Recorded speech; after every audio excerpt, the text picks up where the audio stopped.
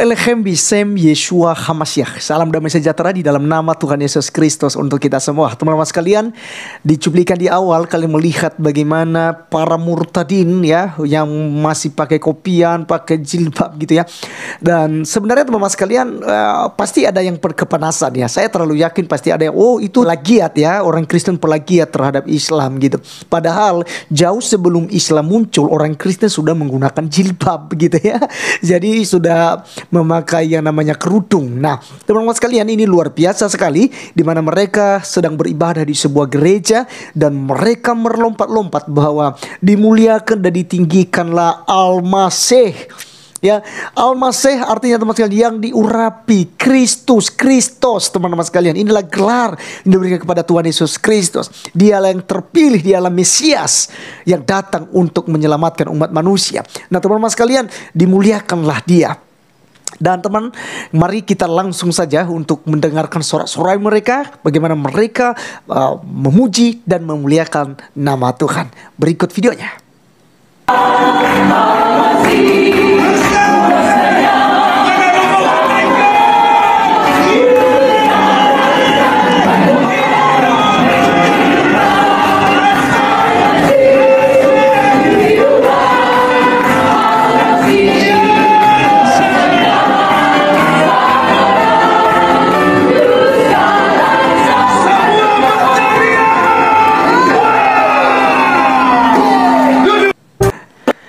Hore, luar biasa ya, dimuliakanlah Al-Masih. Nah, teman-teman sekalian, beberapa waktu yang lalu saya pernah membahas mengenai perbedaan antara Isa dan Yesus ya. Tapi kalau penggunaan yang namanya Al-Masih, ini adalah sebuah gelar, bukan nama ya, bukan nama panggilan. Kalau Yesus Kristus jelas itu adalah nama, dan Isa juga jelas bahwa itu adalah nama.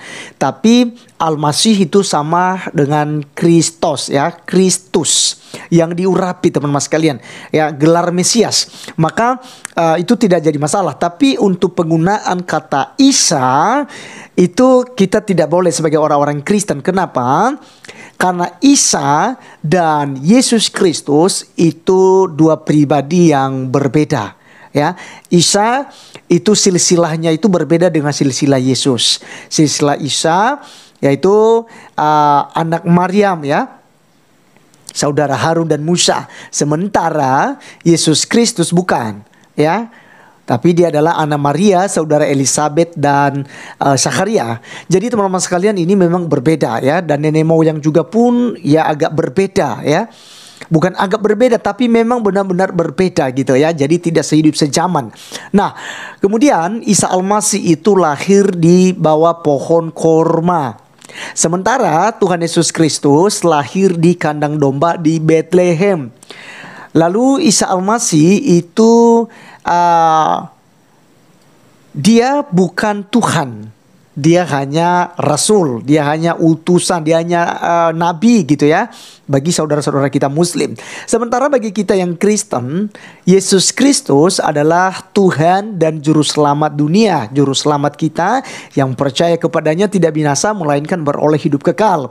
Kemudian Isa tidak mati di salib ya.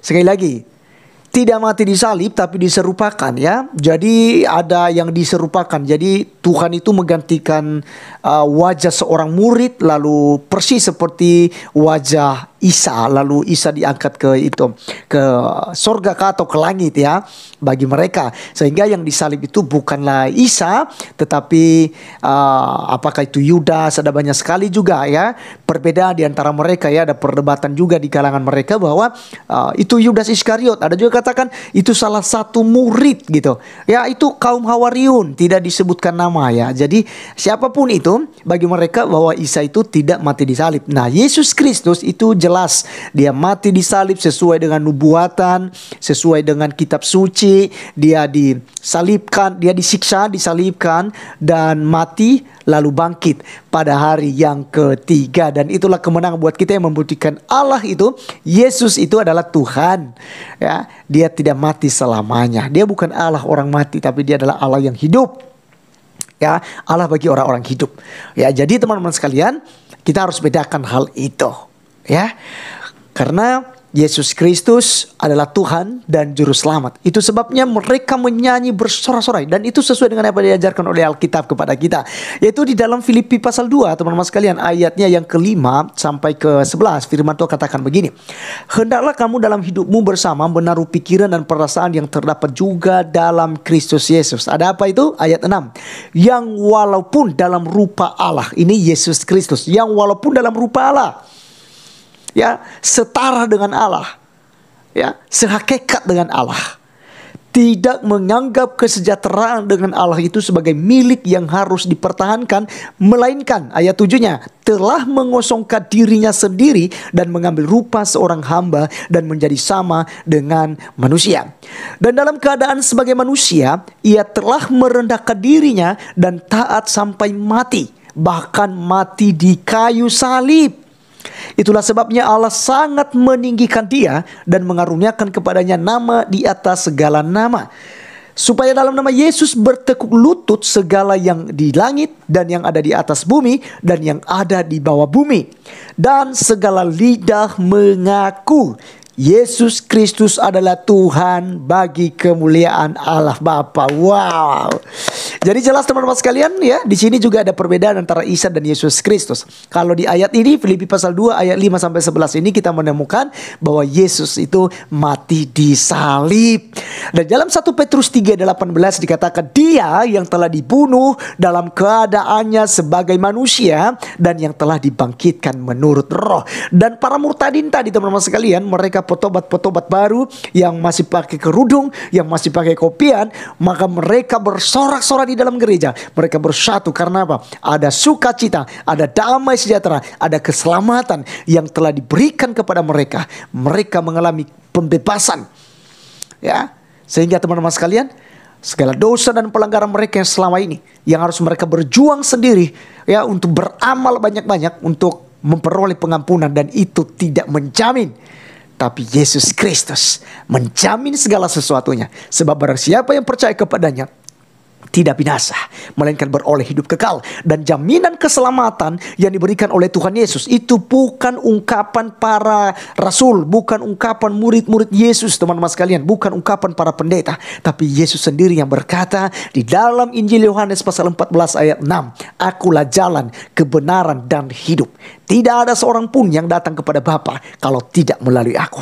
Tiada rasul, tiada nabi, tiada raja-raja yang berani berkata demikian. Cuman Yesus Kristus yang membuktikan bahwa dialah Allah yang berhak memberikan hidup yang kekal itu. Terima kasih teman-teman sekalian. Sekian video kali ini. Sampai ketemu di video berikutnya. Tuhan Yesus memberkati. Saudaraku dikasih Tuhan, para pencinta Ajalah Baget, bagaimana tanggapan Bapak Ibu setelah melihat cuplikan video yang baru saja kita saksikan sama-sama? Kita di dalam Tuhan itu selalu sukacita. Tidak ada hal yang membuat kita khawatir, tidak ada hal yang membuat kita gelisah, tidak ada hal yang membuat kita takut.